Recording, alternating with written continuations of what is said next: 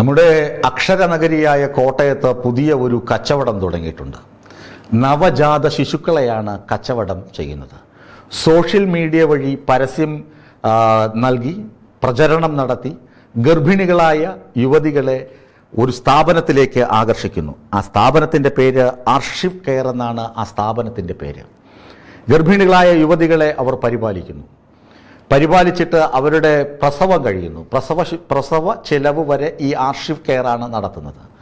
പ്രസവിച്ച ഉടനെ കുഞ്ഞിനെ ആർഷിവ് കെയറിന് നൽകി ഈ സ്ത്രീകളെ പറഞ്ഞ പൈസ കൊടുത്ത് പറഞ്ഞയക്കുന്നു.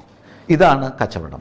എന്നിട്ട് ഈ കുട്ടികളെ, നവജാത ശിശുക്കളെ, പിഞ്ചോമനകളെ, ചോരക്കുഞ്ഞുങ്ങളെ അവർ ആവശ്യാനുസരണം വിൽക്കുന്നു. കച്ചവടം ചെയ്യാൻ വച്ചിരിക്കുന്നത് പിഞ്ചു കുഞ്ഞുങ്ങളെ. നെഞ്ചുപൊട്ടുന്ന സംഭവമാണ്. എങ്കിലും പുതിയ കച്ചവടം കോട്ടയത്ത് തഴച്ചു വളരുന്നുവെന്നാണ് പോലീസ് നൽകുന്ന വിവരം. കഴിഞ്ഞ ദിവസം അസം സ്വദേശിനിയായ ഒരു യുവതി കോട്ടയം ജില്ലാ പോലീസ് മേധാവിക്ക് നൽകിയ പരാതിയാണ് ഈ ഒരു സംഭവത്തെക്കുറിച്ചുള്ള അന്വേഷണത്തിന് പോലീസിനെ പ്രേരിപ്പിച്ചത്. അവർ അസം സ്വദേശിയാണ്. അവർക്ക് 1.5 വയസ്സുള്ള ഒരു മകളുണ്ട്.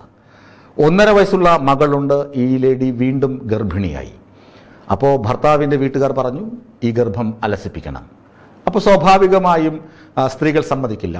കുഞ്ഞുങ്ങളോട് ആത്മാർത്ഥതയുള്ള, ഗർഭാവസ്ഥയോട് ആത്മാർത്ഥതയുള്ള സ്ത്രീകളാരും ഈ അബോർഷൻ എന്ന് പറയുന്ന സംഭവത്തെ അങ്ങനെ ഇഷ്ടത്തോടെ സ്വീകരിക്കണമെന്നില്ല. അവർ പറഞ്ഞു പറ്റില്ല.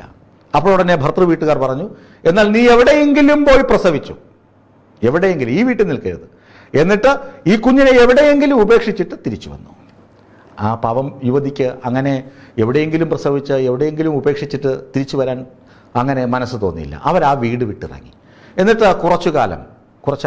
ആഴ്ചകൾ ഒരു സന്നദ്ധ സംഘടനയുടെ ഷെൽട്ടറിൽ താമസിച്ചു. അവിടെ വെച്ച് അവരിങ്ങനെ അന്വേഷിച്ചു. ഗർഭിണികളെ കെയർ ചെയ്യുന്ന സ്ഥലം എവിടെയുണ്ട്, ശിശുക്കളെ ദത്തെടുക്കൽ അല്ലെങ്കിൽ ദത്ത് നൽകാൻ ആഗ്രഹിക്കുന്ന അമ്മമാരെ സഹായിക്കുന്ന ഏജൻസികൾ എവിടെയുണ്ട്. അങ്ങനെ പരിശോധിച്ചപ്പോഴാണ് ഇൻസ്റ്റഗ്രാമിൽ നിന്ന് ഈ ആർഷിവ് കെയർ എന്ന സ്ഥാപനത്തെക്കുറിച്ച് വിവരം ലഭിക്കുന്നത്. അവർ ആ നമ്പറിൽ വിളിച്ചപ്പോൾ ഒരു ചെറുപ്പക്കാരൻ ഫോൺ എടുത്തു. എന്നിട്ട് ആവശ്യപ്പെട്ടു നിങ്ങളുടെ സ്കാൻ റിപ്പോർട്ടുകൾ അതൊക്കെ ഞങ്ങൾക്ക് അയച്ചു തരൂ എന്ന് പറഞ്ഞു. ഇവരതൊക്കെ അയച്ചു കൊടുത്തു. സ്കാൻ റിപ്പോർട്ടൊക്കെ പരിശോധിച്ചതിന് ശേഷം 2000 രൂപ ആദ്യം അയച്ചു കൊടുത്തു. പിന്നീട് കേരളത്തിലേക്കുള്ള ട്രെയിൻ ടിക്കറ്റും അയച്ചു കൊടുത്തു. ആ ട്രെയിൻ ടിക്കറ്റും ബുക്ക് ചെയ്ത് കൊടുത്തു. അങ്ങനെ അസാമിൽ നിന്ന് യുവതി കോട്ടയത്തെത്തി.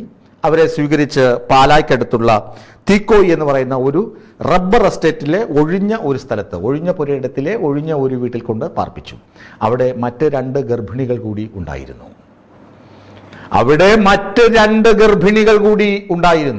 ശ്രദ്ധിക്കുക.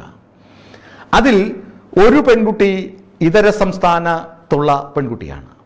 മറ്റൊരു പെൺകുട്ടിയുടെ ഐഡന്റിറ്റി ഈ അസംകാരിക്ക് കൃത്യമായി അറിയില്ല. പക്ഷെ അവരെ പെട്ടെന്ന് പറഞ്ഞു വിട്ടു. കാരണം ഗർഭാവസ്ഥയിൽ സ്കാനിങ്ങുകൾ പതിവായി നടത്തും. അങ്ങനെ സ്കാൻ ചെയ്തപ്പോൾ ഗർഭസ്ഥ ശിശുവിന് എന്തോ പ്രശ്നങ്ങൾ ഉള്ളതായി ഈ ആർഷിവ് കെയറിലെ ആളുകൾക്ക് മനസ്സിലായി. അതുകൊണ്ട് അവരെ പറഞ്ഞു വിട്ടു. പറഞ്ഞ പണം നൽകിയതുമില്ല. ആ സ്ത്രീ അവിടെ നിന്ന് പോയി. എന്നാൽ മറ്റൊരു സ്ത്രീ അവിടെയുണ്ട്. അവരെ ഇവരിങ്ങനെ പരിപാലിക്കുന്നുണ്ട്. എന്നിട്ട് ഈ സ്ഥാപനത്തെക്കുറിച്ചും ഇതിൻ്റെ ഇടപാടുകളെക്കുറിച്ചുമൊക്കെ അസമിൽ നിന്നെത്തിയ യുവതി പരിശോധിക്കുന്നുണ്ട്. അപ്പോൾ അസമിൽ നിന്ന് വന്ന യുവതിക്ക് അത്യാവശ്യം കാണാൻ ഭംഗിയുണ്ട്. അവർ ഹിന്ദിക്കാരിയാണ്.